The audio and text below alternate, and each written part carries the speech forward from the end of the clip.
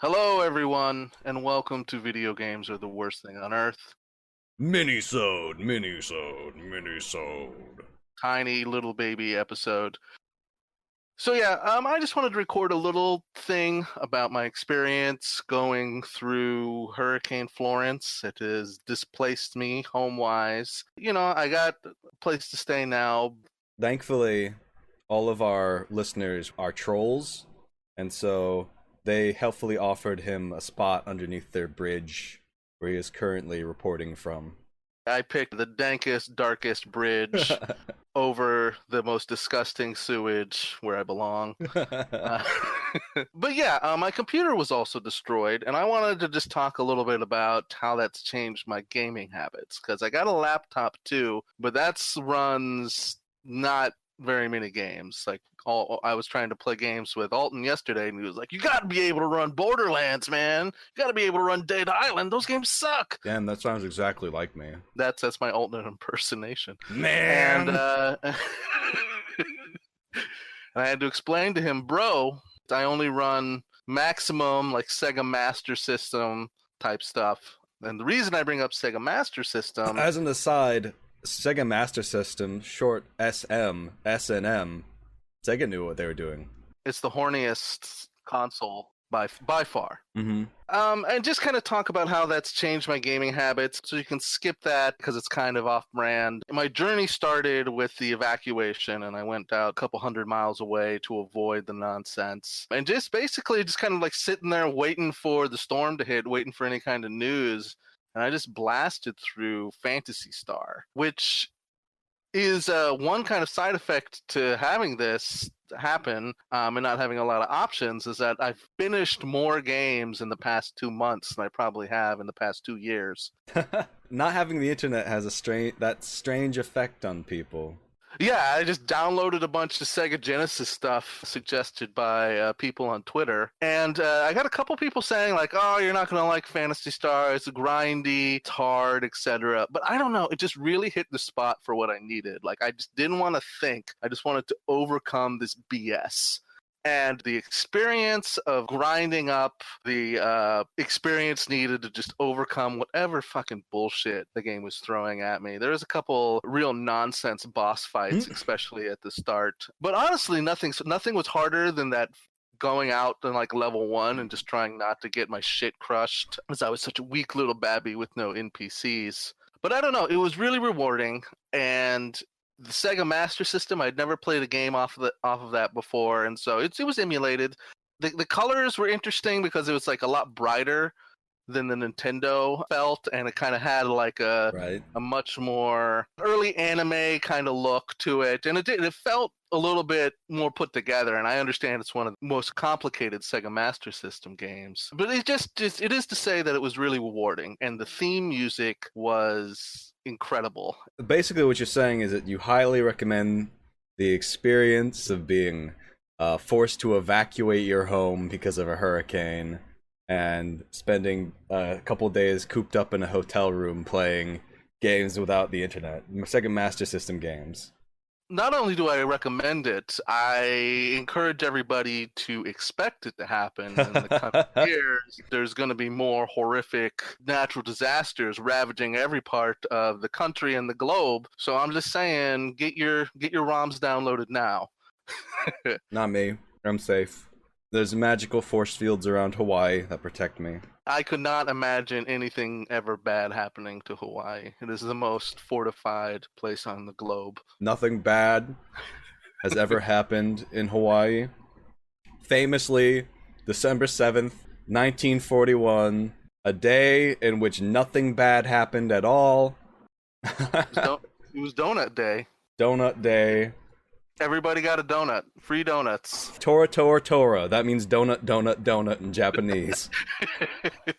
Yeah, I mentioned this specifically because it kind of led to me getting into more RPGs. And I got back home and eventually found out I was going to have to leave my home. And if you want to know something that sucks, packing up your 2-bedroom apartment in 10 days is not something that I recommend. But it's, again, another thing you should expect in the disasters to come. And I played, and I didn't get anywhere close to beating it.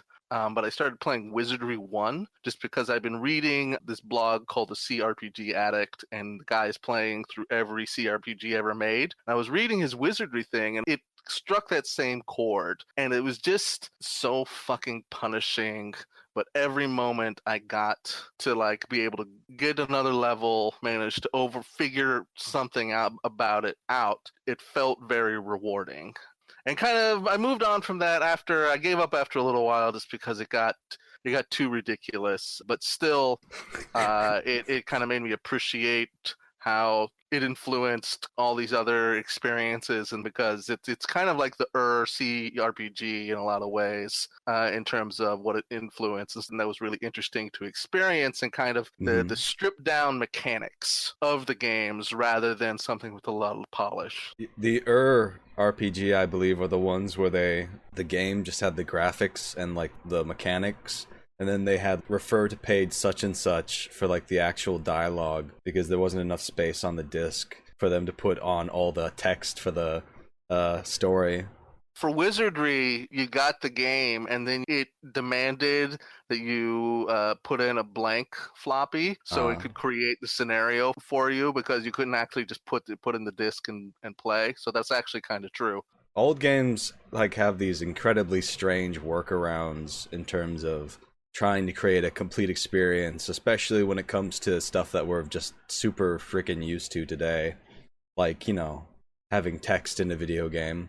And in fact, I'm such an entitled gamer baby that if a game just has text, I fill my gamer dipes and I throw my whole computer out the window. But seriously, the next game that I kind of went into that I've been playing is I played the Game Boy version of Zelda Link's Awakening, and that was honestly, it's been a long time since I played a Zelda game because I haven't had a Nintendo system since the Wii, and that was just a real pleasure to kind of go through. I don't even know what a Nintendo is. It's really more of a mind control device. So whenever you criticize it on the internet, all the people under its thrall will freak the fuck out and come after you and swat you. I think I've seen one of these Nintendo'd games. I believe it is in the chart of Soy Fun games. Yeah, this was soy fun, and let me tell you, I had a soy great time. The strengths of the Zelda games, at least before Breath of the Wild, are their consistency. The gameplay loop of seeking out a dungeon and getting enough new tools to take down the boss, leading into the challenge of tracking down the next dungeon, is really rewarding. There's never any kind of meaningful lull as you go through all that. On top of that, every square foot of the game is filled with meaningful stuff to do and packed with side stuff, and it's really engaging in that sense because, you know, it's a lot of times, I don't know, you play RPGs or games and it's the beginning is good, the end is good, but it never manages to maintain that balance. And this is just all to say, get your house destroyed by a hurricane, folks. It's great. That's exactly right. This is just all to say that I was engaging a lot more with the kind of the more basic mechanics of video games, the roots of things. Lately, getting really in touch with the roots of hating women and minorities. This is where it all started, folks. They didn't even it didn't even fit on the disc, the hating women and minorities. They put it in the manual. There was a legend in the manual. The @ symbol was the Irish, the exclamation point, Italians. But lately, since I have gotten settled down after getting the apartment done, Alton and I have been using Parsec, which is kind of like a cloud gaming device that basically you do screen share. And we've been playing Dark Legacy. Gauntlet. Dark Legacy. As the dude says it. That is exactly how the dude says it. The wizard Garm has taken the runestones. And we're fucking pissed about that. In ancient times, the evil mage Garm summoned a being of great evil. And that's all the excuse you need to go through portals and throw bombs in the face of zombies and stuff, and orcs. But basically, Gauntlet Dark Legacy, if you're not aware, is one of the most popular in the Gauntlet series of videoed games. A very popular series in which You run around as either a jester, a valkyrie, a warrior, mage, or whatever. You throw axes, swords, and other kinds of projectile weapons at these monsters and their monster spawners. I think most people should know what Gauntlet is, but I don't know. There hasn't been like a recent release for the series. There was one in like 2005, but it's honestly, from what I hear, kind of mediocre. I think a lot of people too may not be as familiar with the 3D gauntlets. It's a real staple of the arcade era. Old man Reese remembers playing the top down 2D quite a lot.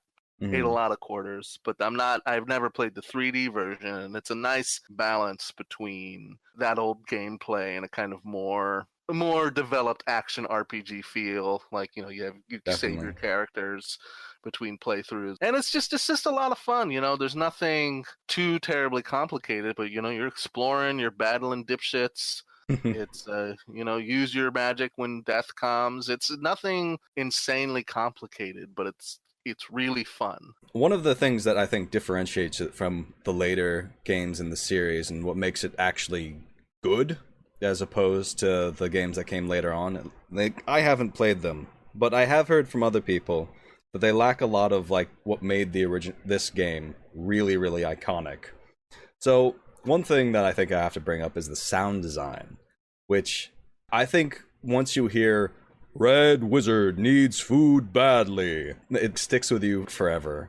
There's just something very unique and interesting about the art style and music and sound design of the game that is very, very catchy. I would agree, and I think it's interesting as we've kind of developed all this photoreal video game stuff, that the more stripped down 3D, the best versions of that are starting to really feel like its own style, where yes, it's clear there's not as many polygons. Valkyrie's hair is literally a single yellow plane on her head that's just a trapezoid clipping into her shoulders. It looks insanely goofy, but at the same time it's designed, and to me too is like that sound design is a great evolution from the arcade versions, where you wouldn't have very much voice, but Gauntlet was famous for having the clips of like "Elf needs food" and that booming experience. Yeah. They've managed to translate that really well, which I think is really difficult for a lot of games to do successfully, while also having an evolution. Well, Gauntlet Dark Legacy started its life as a main cabinet game, I believe. One of the later arcade cabinets that had 3D capabilities. So that was the first iteration, and then remastered for the Nintendo 64, and then I think it was finally released for PlayStation 2, GameCube, and Xbox. And we're playing it on an emulated GameCube, simulating couch co-op via Parsec. All this wondrous technology in the future we're currently using to play like a 15-year-old game, which has like 15 polygons in the whole game. And the next thing is that we'll move on soon, but I just wanted to say that the puzzles in it are usually very simple, but basically it just rewards exploration and having a bunch of hidden secret items that you can very easily miss if you're not being careful, and a bunch of puzzles that are solved by finding hidden switches and motorcycles in the background. That's an important part of Dark Legacy. Very important part. Someone's always riding their hog. But anyway, yeah. And I think the big thing that the sequels were missing were having like those secret elements. Gauntlet's just fucking full of them, like unlockable characters, secret areas, hidden paths. It's just really fun. It's something that I find very appealing, is just exploration and being deeply rewarded for it. And I think that's something that some games are missing out on today. And I think too, what I like a lot about the secrets is that there's always a Gauntlet logic to them. You can kind of always see when the buttons stand out just a little bit. You know how to look for them. You can see the flashing when you hit the walls, the buttons that create these crazy chains. This button will open a thing, and there'll be another button and another button. I never feel like the secrets are impossible. And like, I like to contrast that against something like Doom, the 2016 version, which I think is a good game, but the secrets in that game go against the gameplay, because you're doing all this action, always got to be moving forward gameplay, and then you just got to stop for like 15 minutes and like hop around like a dumbass looking, because you know that there's a little robot over there somewhere. You got to find the lever, and it's not terrible, but it creates this dissonance that is not compelling and doesn't create for like a full-bodied game in the way that Gauntlet Secrets do. Yeah, it does seamlessly integrate into the main game, in that usually you're like throwing fucking bombs everywhere, you're throwing knives everywhere, it's just going crazy because of all the enemies everywhere.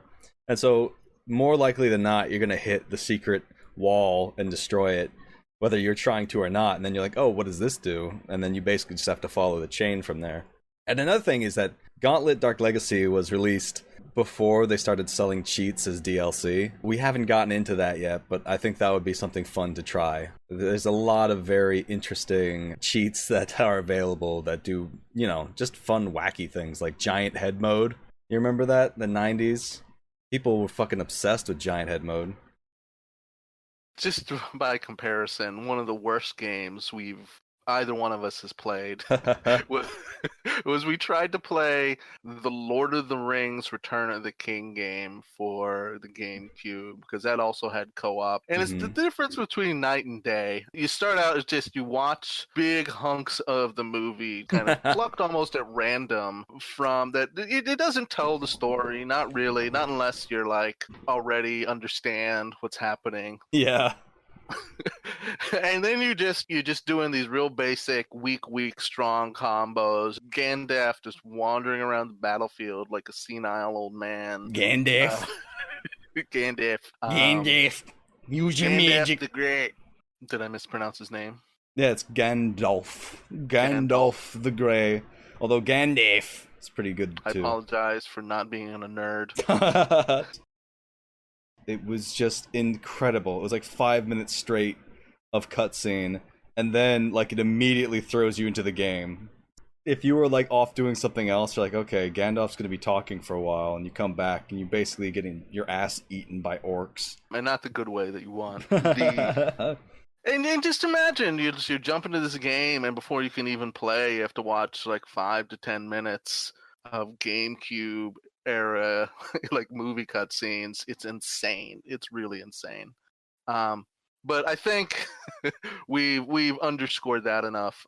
One last thing I want to talk about before I bring up the whole point of this little travelogue of retro gaming is the one new game I've been able to play that kind of matches this theme is Into the Breach, which if you haven't played it, the premise of the game is that you're these 3 mechs and you're traveling from timeline to timeline to stop the world that has ended throughout. And it's very stripped down tactical combat where each mech has one ability, sometimes like a passive or something extra, and you just have to figure out as you go from island to island, clearing out the alien threat, how you're going to do these like very basic kind of moves, either pushing or pulling, or you can do damage, set on fire, that kind of stuff. And it becomes this weird game where a lot of the times you have one brute guy who can do damage, one kind of manipulator class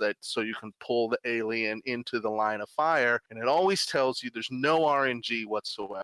You know exactly what order your guys are going to attack in, what the enemy guys are attacking. You have complete control, and it's very simple and stripped down, like 5 turns per map. And it's really compelling. There's been like communities that are popping up that use like notation and stuff like that, turn into this weird like ultra nerdy chess thing. I recommend everybody check it out just because it's a great game, and if you like tactics games, I haven't played a good tactical game like this in a long time. But before I get to the point, is there any other good retro-ish kind of stripped-down games that have compelled you, Alton, recently? Retro-ish, I guess. I've been playing through Neverwinter Nights 2. It's dope. It's not that retro, but it's still retro enough to be fucking broken on the PC unless you download like a launcher for it, which is just really fun. Really fun fixing games from GOG that are supposed to work. But that's the only bad thing about that company. Yeah. Nothing else to talk about with them. Certainly not. I played the first Neverwinter, so that's the same kind of CRPG type experience. From what I understand, basically, the first Neverwinter's main campaign is not very good. So I watched like this fucking 2 hour long review of like the entire fucking Neverwinter series. And essentially, their focus was on how the first game, the main campaign, just showed you how like campaigns were put together mechanically, and then like all the expansions and fan made content were where all like the really good stuff was.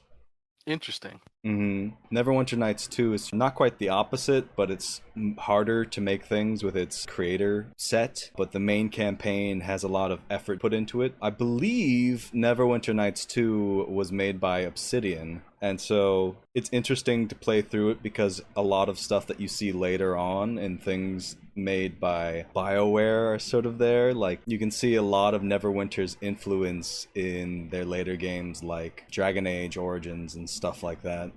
And so I have Dragon Age Origins and I've never played it before. And so after I play Neverwinter Nights 2, I'm going to try and play that. It's going to be dope. That's going to be awesome. I'm going to be racist to elves. That's one of the features in the game. You can be racist to elves. It's cool. You're either going to be the racist to elves or one of the elves that experiences racism. That the game has both. It's fucked up. I'm going to be completely unself-aware too. So when I'm playing a human, I'm going to be racist as shit to elves. And then when I play an elf, I'm just like, why are people so fucking racist to me? I haven't done anything. I look forward to this racism report from you. Hell yeah. We're going to report all the problematic elements in video games. It's what we do. But we're beloved and hated for. The only people more despised than Anita Sarkeesian. Finally, an accomplishment. God sent that hurricane to stop us, but we will never stop. Do you have any final statements for Neverwinter Nights 2? It's good. Playing through it makes me want to go back and finish Baldur's Gate, which I never did because when I was growing up, I had the demo disc, which just had like the first and second act in it. And then when I did get like the whole set, I had like 13 motherfucking discs, and I was like, I'm never fucking bothering swapping this many goddamn discs. And now I've got the GOG version, so no disc swapping, none of that bullshit. I can just play it and not worry about swapping a bunch of discs. I think that would actually be a really great experience once I have time away from work. I look forward to whenever you quit your job in a rage and play Baldur's Gate. Oh, fucking become a fail son, beat Baldur's Gate. It's gonna be great. That's the best self one can be, and another recommendation for all our audience is to be a fail son and play Baldur's Gate. Quit your job, play Baldur's Gate. All fucking 80 hours of it. Come on, nerds. You're gonna love it. You're gonna meet the great mighty Boo. It's a hamster. It's an intergalactic miniature giant space hamster. And then you can play Neverwinter Online, the horrific free-to-play MMORPG that destroys the memory of Baldur's Gate by having a whole big thing in one of the DLC campaigns where you have to pay $70 to be able to do anything at all. Hell yeah. It's dope as shit. It's like, imagine a CRPG, but you also get to be a pay pig. Oh, it's great.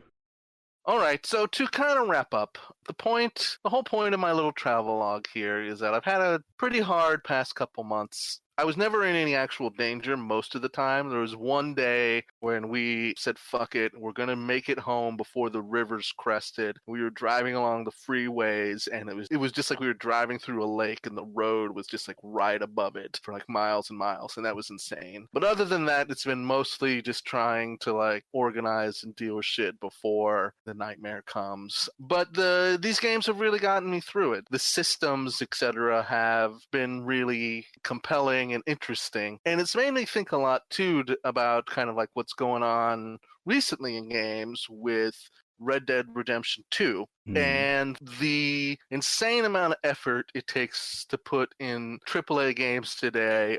Red Dead Redemption 2 is definitely kind of like the new high watermark in terms of realism horse dicks. It's got it all. And I was listening to Jeff Gerstmann talk about what the reality of games would be like if there was a union, if the game devs were actually treated better. Games like Red Dead Redemption 2 probably wouldn't exist. Even if you put on more time, more people, that kind of thing, the amount of organization required becomes just exponentially more complicated. And maybe it's feasible, but Jeff Gerstmann's pretty in the know kind of guy, and he says he has a real hard time seeing how that works. And I think that's a real interesting concept, is that if game devs get the union that I think most of the listeners here want them to have, that there's not going to be games like that in the same way. Oh no, a game that takes fucking 300 hours to complete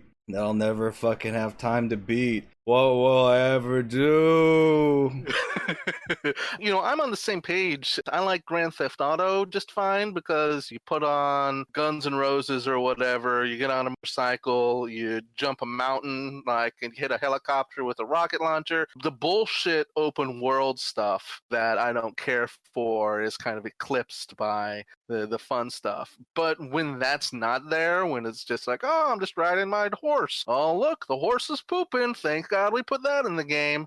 It's kind of insane it makes the game, that kind of open world nonsense, to seem like that much more bullshit. And if you're playing Red Dead Redemption 2 and you're enjoying it, that's fine. But the reality is that those games aren't going to exist. And I kind of want to just talk about all of this to say that it was always okay to me, but it's much more pronounced how much we don't need that stuff, and games can be beautiful and artistic without that kind of absurd photoreality. It's quickly becoming a cliche, but why is there a horse dick in the game? Like, every Western ever frames the dicks out, doesn't show the horse pooping. You are aware shit and dicks exist. You don't necessarily need it for your artistic and cinematic experience. And if you do need shit and dicks for that experience, I'm not going to judge you, but I'm going to say it's not something we need as a whole. And I don't know. Am I talking crazy here? What do you think? I still think, in my heart of hearts, which is where the thinking happens, that there would still be Red Dead Revolver. It would just maybe not be so colossally gigantic. Do you know what I mean? Yeah. And that perhaps the focus would be on the game, making the game very enjoyable rather than making it a real-life simulation of cowboy. Well, I think that putting that kind of artistic limitation would absolutely have value. I think that I would gladly sacrifice the cowboy game in a second to have Gauntlet Dark Legacy be re-released onto Steam with proper netcode. That's just me. I'm sure people won't be mad at me for that opinion at all. In the end, I think it's not those aspects that we've discussed of Red Dead Redemption 2 that make it good, that make it interesting and make it compelling. That's not what makes video games good. It's the mechanics. And say what, and the story. And the story, for sure, but stories aren't unique to video games, is my counterpoint to that, is that there's a lot of ways to deliver story that don't require an overabundance of quote-unquote realism, or just this, all these extra modes and stuff like that. I haven't played the current Red Dead Redemption, the new one, but in the one, there's hunting and all these side missions, and you can play Dead Man's Hand. At a certain point, with any kind of big project, if you see things are going to become nightmarish, are going to become too much, going to require extra hours, you have to decide what features are important. And I think that as a whole, that's what the industry should be doing. And as a whole, they really should just be putting in big head mode, not any of these random bullshit side activities like trading cards and poker bullshit.